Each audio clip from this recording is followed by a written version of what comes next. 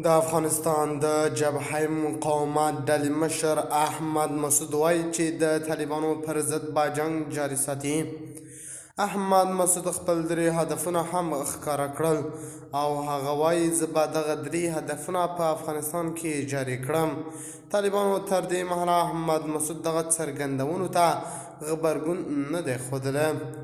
د خرابات ټي وي چینل درنو لیدونکو سلام، ستړي مشئ، وخت مو بخیر. هیله لرم چې جوړ او روغ به یې.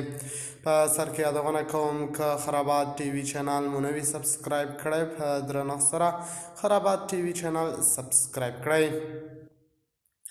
احمد مسعود د جبهه مقاومت ډلې مشر په دې وروستیو ورځو کې د کابل د ساتنې دنده په غاړه درلوده. امریکا ته د خپلې وروستۍ دورې په مهال وي او اې ډیوه سره مرکه کې وویل چې د افغانستان سقوط یوه پوځي ماته نه بلکې یوه سیاسي ماته وه.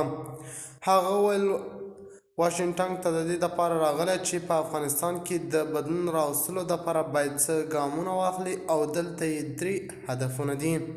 ښاغلي احمد مسعود زیاته کړه زما اولنی هدف دا دی چې د افغانستان په اړه د امریکا د قانون سازانو سره وګورم. دویم هدف مې دا دی چې د هغو پخوانیو افغان عسکرو سره وګورم کوم چې دلته راغلي دي، په خصوصا زما ملګري ډېر وخت وشو چې هغوی مې لیدلي نه دي. او دریم هدف مې دا دی چې افغانستان کې د طالبانو په اړه د امریکا د حکومت له چارواکو سره خبرې وکړم. کله مو چې د احمد مسعود نه وپوښتل چې آیا د طالبانو د حکومت د ړنګولو دپاره د امریکا نه د امداد غوښتلو په خاطر واشنګټن ته راغلی که څنګه، نو هغه جواب کې وویل موږ دلته راغلي یو چې امریکا د هغه لوزنامونه چې د طالبانو سره یې کړي دي بیرته راوګرځو او د امریکا توجه صرف طالبانو ته نه بلکې د افغانستان خلکو ته واوړئ. د خرابات ټي وي چینل درنو لیدونکو دا و زموږ ته د مهال چمتو کړی خبر. الله په امان، تر بیا خیر چارې.